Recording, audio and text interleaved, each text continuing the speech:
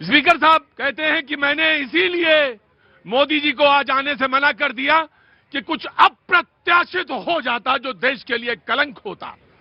अब कौन किसके पीछे छुप रहा था, फैक्ट एंड फिगर के साथ ये बात जानना चाहिए।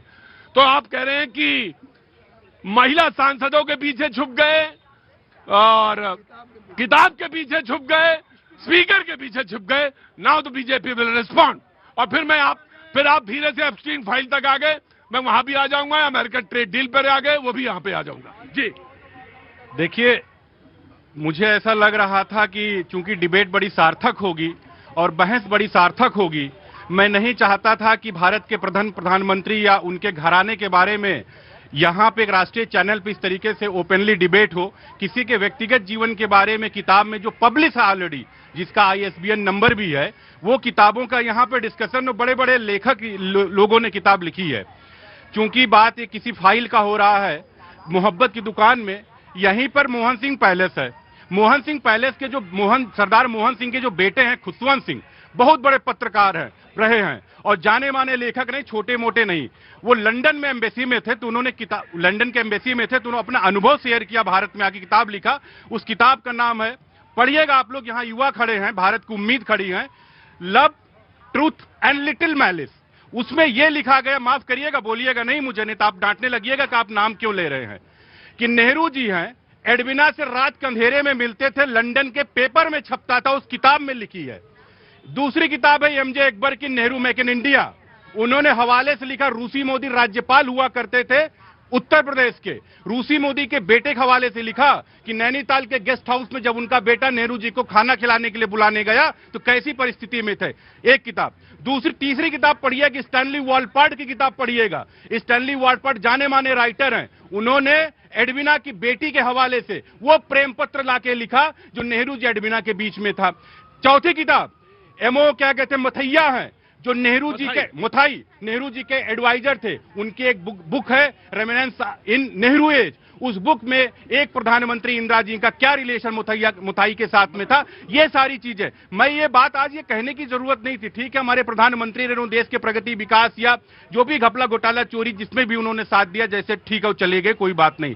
लेकिन इन लोगों की निष्ठा देखिए, मोहब्बत की दुकान में एक सरदार के बेटे को गद्दार कहते हैं, जिसका बाप यहीं पे शहीद हुआ मुख्यमंत्री होके, उसको ये गद्दार कहते हैं। इनकी मोहब्बत की दुकान है। मैं आपसे भी एक सवाल पूछता हूं। ऑफकोर्स मैंने उनसे पूछा, मैं आपसे भी ये पूछने का हक रखता हूं। मुझे बताइए, आपने 3 किताबों का जिक्र किया, ये 3 किताबें देश के इस समय विकास में कहां कंट्रीब्यूट कर रही, जिसका आपने ये जिक्र किया? ये 3 किताबें कहां पे, कौन से विकास क्रम में ये तीनों किताबें इस वक्त कंट्रीब्यूटर है? मैं आपसे ये जानना चाहता हूं, आपने क्यों किया? आपने बहुत सही प्रश्न किया। यही प्रश्न राहुल गांधी जी से करना चाहिए कि जो किताब का कोट कर रहे हैं जो पब्लिश नहीं है। मैं तो पहले ही आपके डिबेट को ओपनिंग में ही बोला कि भाई ये चीजें चर्चा का विषय का नहीं है, लेकिन जब आप एक अंगुली उठाओगे ना तो 5 अंगुली आपकी तरफ आपके कुकर। तो जैसे को तैसा का मामला चल रहा है, तो वही मामला है, वो जो आखिरी संडे, तो वही है मामला। मैं पूछना चाह रहा था कि ये किताबें अगर हैं, नेहरू जी, एडविना, ये सारे पन्ने खोले जा रहे हैं, तो लेट्स फाइंड आउट कि क्या नया चीज है, इससे क्या विकास क्रम में हो रहा है। मैं ये जानना चाहता हूं, आप काहे बरैया छत्ते में हाथ डालते हो बार बार, हैं?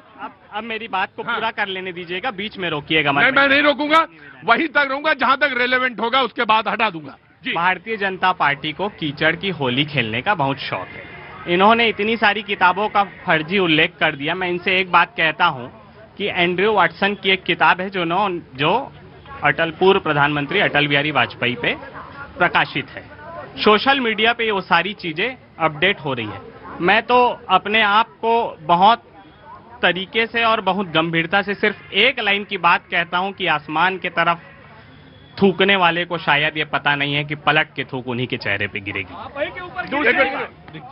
दूसरी बात, इन्होंने कहा कि जिस किताब की बात राहुल जी कर रहे थे वो राष्ट्रीय सुरक्षा से रिलेटेड मामला है, पूर्व आर्मी चीफ से रिलेटेड मामला है।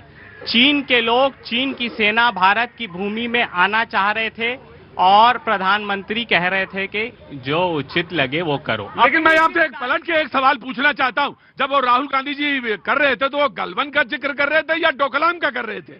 मैं ये जानना चाहता हूं आपसे।